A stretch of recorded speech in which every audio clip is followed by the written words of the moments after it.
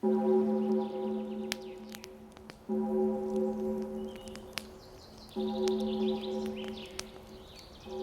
friends, ever driven down a dark road at night, the street so empty it almost hums?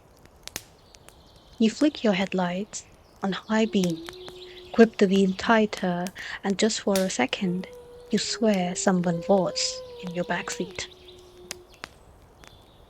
Now picture this. It's a humid night in New Manila in the heart of Quezon City, Philippines. You're driving down a narrow road flanked by gnarled old trees, some so ancient they've been here longer than the pavement itself. This is Balete Drive, and if you ask anyone from around here, they'll tell you never to drive alone, especially not past midnight, and never in a white car, because you might just pick up a hitchhiker, a girl in white with no face, and once she's in your backseat, she never leaves. Ballet Drive is real. It stretches through a quiet neighborhood in Quezon City, lined with grand colonial houses and enormous ballet trees. The same trees that, according to the Filipino folklore, are said to house spirits, devata, and encantos. These trees are more than just old, they are sacred and feared. They grow thick, tangled roots, almost like arms reaching for the sky. And they're the heart of this legend. The story goes like this. Back in the 1950s, just a few years after the Philippines was rebuilding from World War II, Ballet Drive was already infamous, not for traffic or potholes, but for apparitions. Drivers reported a girl in a flowing white dress, pale, with long black hair, sometimes stained with blood. She would appear out of nowhere, sometimes standing in the middle of the road, sometimes floating by the sidewalk, and sometimes already inside your car. And always with the same expression, empty, as if she's looking through you. Locals started calling her the White Lady of Ballet Drive. Legend says if you glance in your rearview mirror at just the wrong moment, you'll catch her reflection. But if you turn to look, she vanishes. One story tells of a driver in the 1960s. It was a rainy night. He was passing Ballet Drive when he saw a young woman flag him down. She wore a traditional white dress, a Maria Clara gown soaked from the rain.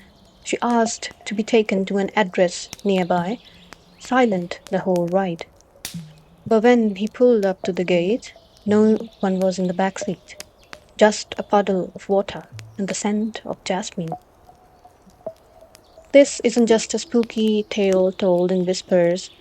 In the 1970s and 80s, Philippine newspapers like the Manila Bulletin and Philippine Daily Inquirer published multiple features on these sightings, calling Ballet Drive one of the most haunted roads in Asia. In 2003, a small group of paranormal researchers from the University of Philippines conducted night-long vigils around the road. They reported fluctuations in EMF detectors, cold spots, and unexplained shadows on infrared cameras. Several Grab and taxi drivers, as recently as 2015, have posted online testimonies describing a passenger who vanishes mid trip, leaving behind no trace. But where did she come from? There are several versions of her origin, even darker than the last.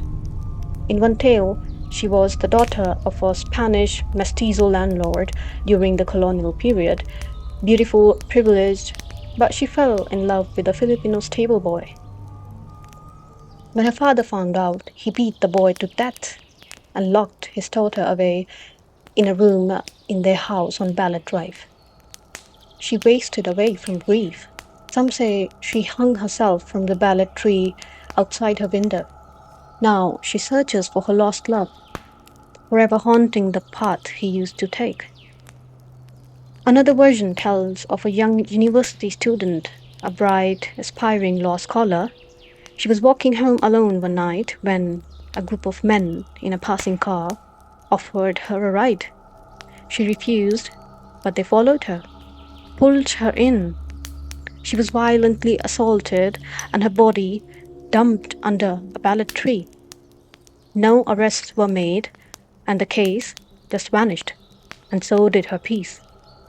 Her spirit, they say, is angry, vengeful. She appears to male drivers most, especially those driving alone. And then there's the most chilling version that she was never human to begin with. She is the spirit of the ballet tree itself, born from centuries of offerings, forgotten souls, and the blood soaked into its root during the war. She appears as a woman only to lure the curious in and keep them forever.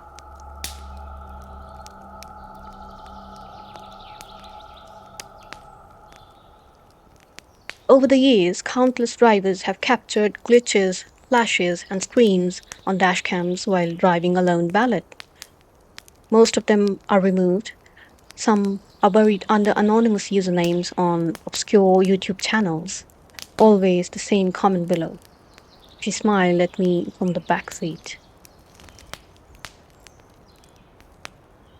Of course, some psychologists say the sightings are products of urban isolation, that empty roads and dim lighting create hallucinations in tired minds. Others believe it's a case of mass cultural imprinting, where stories become real simply because enough people believe them. But how do you explain the EMF surges, the cold air in the middle of a humid night, the taximeter that keeps ticking even when no one's there? An old woman once, a sari store owner who had believed on Ballet Drive for decades, was asked that if she had seen the White Lady. She just looked at them eyes wide and said, "She doesn't smile. She doesn't always appear to those who believe. Sometimes she appears for the ones who laugh." So they asked, what can they do to see her? She smiled. "Don't blink, don't speak, and whatever you do, don't stop the car." Despite decades of modernization, Ballet Drive still holds a reputation. Some cab drivers refuse to take the road at night, others avoid white cars, a superstition that the coast prefers them. TikTok creators and coast vloggers still document their drives, some catching brief glimpses of her. Others leave offerings near the trees just in case. The Quezon City government even considered renaming the road to break the curse, but as one council member reportedly said in 2004, you can change the name, but the White Lady will still be there. So if you ever find yourself in Manila and the GPS leads you to Ballet Drive, maybe take the long way.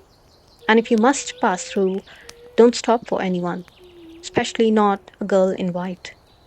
She's not going where you're going, she's already home.